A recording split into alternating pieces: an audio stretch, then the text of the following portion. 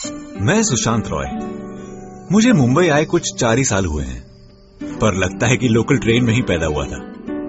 घर मेरा बोरीवली में है। रोज बोरीवली से दादर और दादर से बोरीवली ट्रैवल करता हूं। मुंबई का दिन तो लोगों से घिरा होता है, पर रात का अंधेरा जब अपने ख्यालों के साथ अकेला छोड़ देता है, तब मुलाकात होती है अपने अंदर के डर और खौफ से।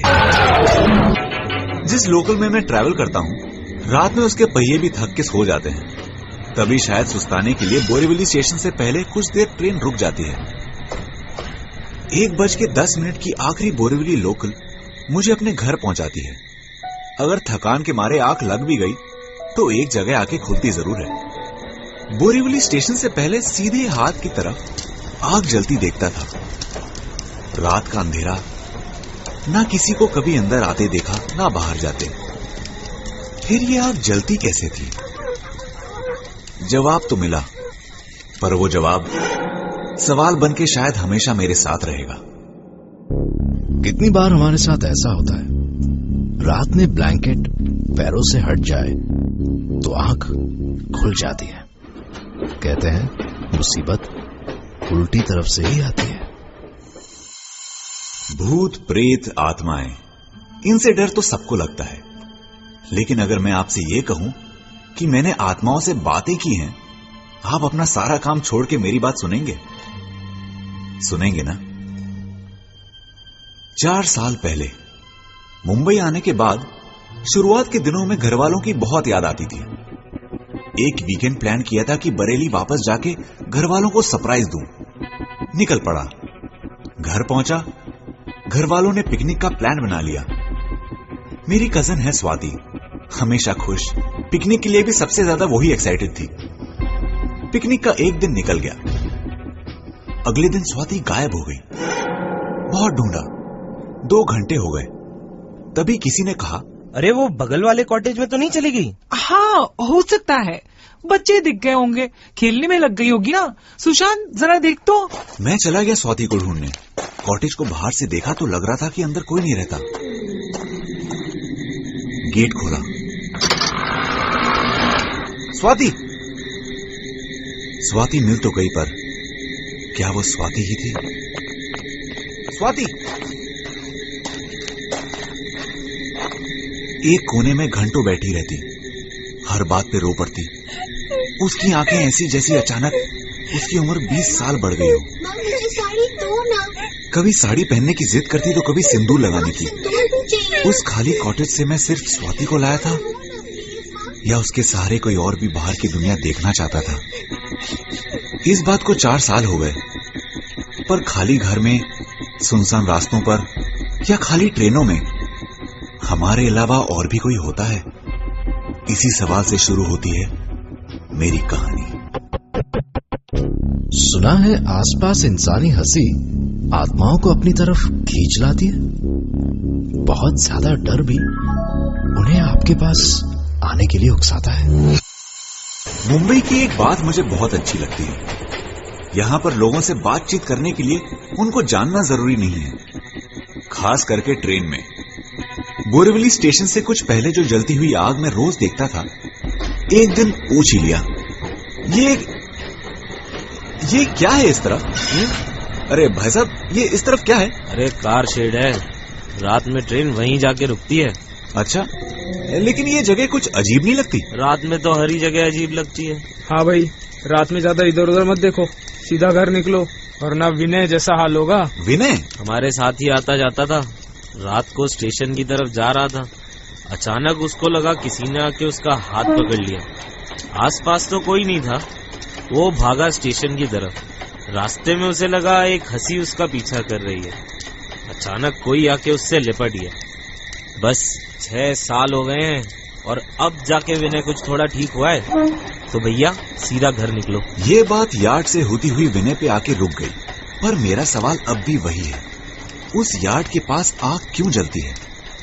अगले कुछ दिनों में ये जवाब मुझे खुद अपनी तरफ खींच ले गया।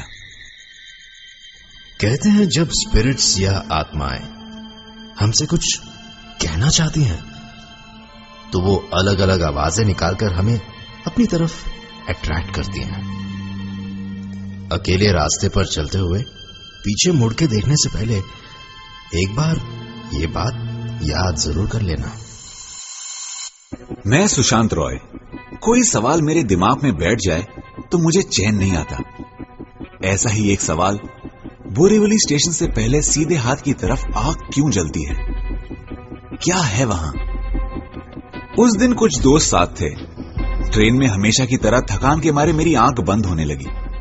अचानक सुमेर की आवाज आई, सुशांत बहुत भूख लगी है यार, यहाँ स्टेशन के पास एक नया रेस्टोरेंट खुला है, चल चलते हैं। अरे सुमेर, ये कहां ले आया? ये यार होटल तो नहीं लग रहा। अरे तू चल ना। अरे ये तो कब्रिस्तान है यार। अरे सुमेर सुन, अंदर कहां जा रहा है? ये क्या है? सुमेर, सुमेर, क्या कर रहा है तू? सुमेर ने कोई जवाब नहीं दिया। वो बस किसी की कब्र पे मिट्टी डाल रहा था। कुछ हिम्मत जुटा के आगे बढ़ा। उस कब्र में मैं लेटा था। मेरी अपनी खुली आंखें मुझे घूर रही थी। अचानक मेरी आंख खुली। मैं तो अब तक उस ट्रेन में ही था, लास्ट बोरीवली लोकल। पर यह स्टेशन तो नहीं है। फिर मेरी नजर पड़ी बाहर जलती हुई आग पे। मेरा सवाल मुझे अपने सामने नजर आ रहा था। कहते हैं रात को किसी के साथ कब्रिस्तान के बाहर से गुजरो तो चलना नहीं कहना चाहिए।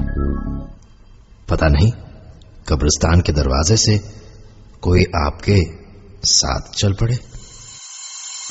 मैं सुशांत रॉय।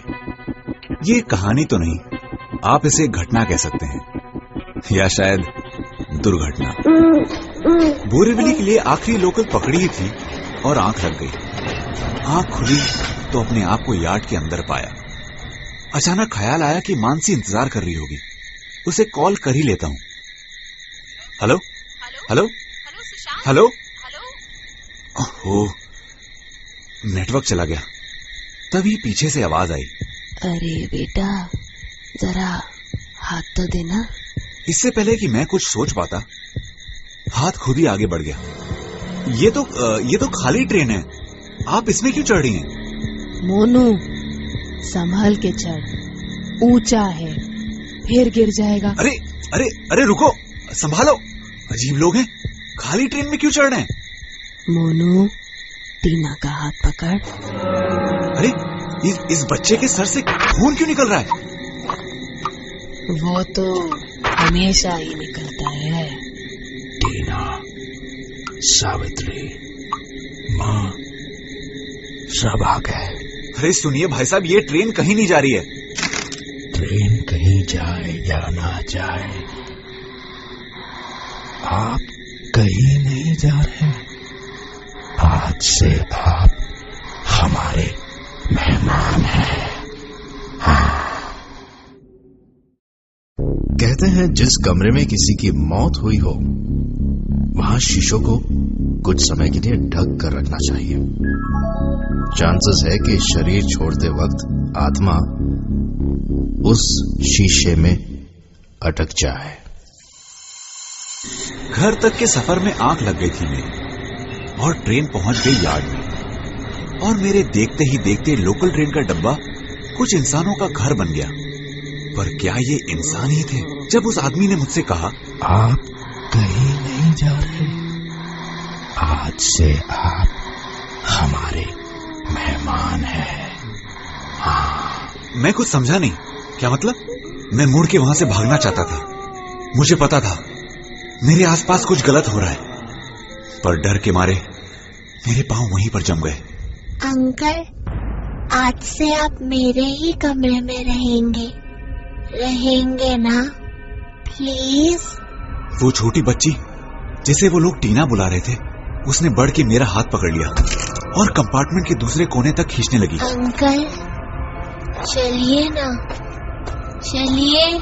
उसके हाथ बर्फ जैसे ठंडे, पथरीले, और उस बच्ची की पकड़ मुझे जैसे लगा उसने मेरी कलाई नहीं, मेरा गला पकड़ लिया हो।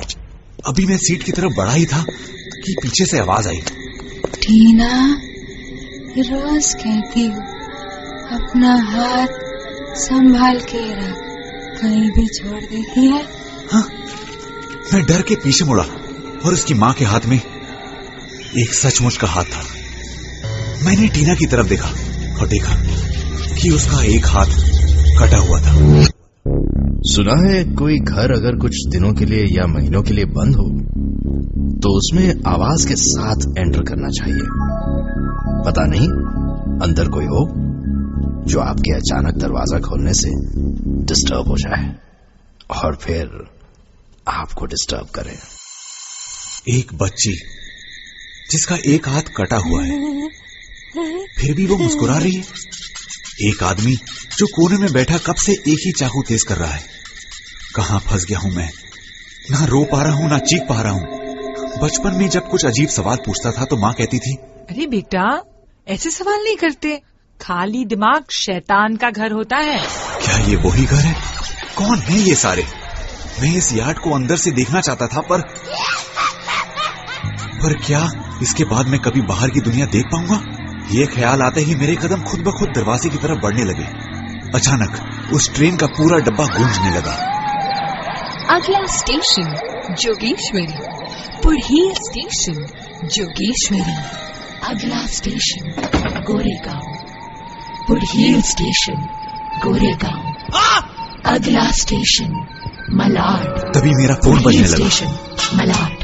अगला station hello, Kandivali, railway helpline. पुढ़ीर स्टेशन हेलो, हेलो। कांदिवली। यात्रीगण कृपया हेलो। ध्यान दें, ये गाड़ी यार्ड में जाएगी। हेलो, यार्ड में जाएगी, कृपया इस लोकल से यात्रा न करें। यात्री कृपया लक्ष द्या, या ट्रेन में प्रवास करू नका। ही ट्रेन। Hello, hello, hello. क्या हुआ ये? रुकी हुई ट्रेन में अनाउंसमेंट? क्यों हो रहा है ये सब? कहां भागूं मैं? क्या करूं? लोग कहते हैं सीढ़ियों के नीचे से कभी मत गुजरो। सीढ़ियों की उल्टी तरफ प्रेत आत्माएं अपना घर बनाती हैं और आपके बिना पूछे उनके घर आना शायद उन्हें अच्छा ना लगे। मैं आगे क्यों नहीं बढ़ पा रहा हूं? इस लड़की का हाथ कटा हुआ क्यों है? ये सारे लोग कौन हैं? मैं मदद के लिए चिल्लाया, पर मेरी आवाज उस यार्ड के सन्नाटे में गूंज रही थी। तभी मुझे ऐसा लगा कि पीछे से कोई रेंगता हुआ मेरी तरफ आ रहा हो। मुड़कर देखने की हिम्मत नहीं थी। किसी ने मेरे पैरों को छुआ।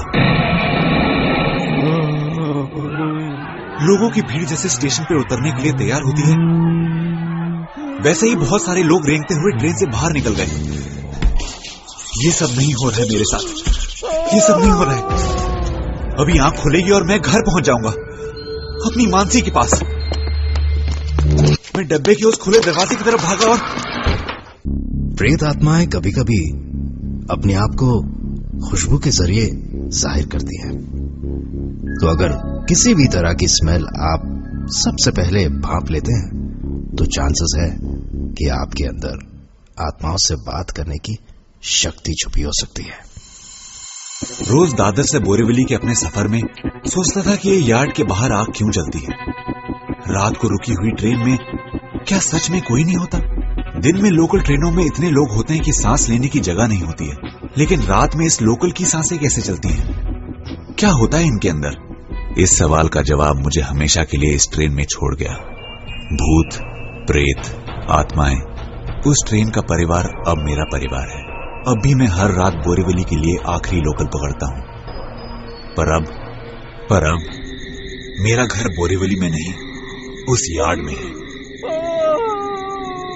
कभी ट्रेन में बैठे बैठे आंख लग जाए तो आप भी आइएगा मेरे घर।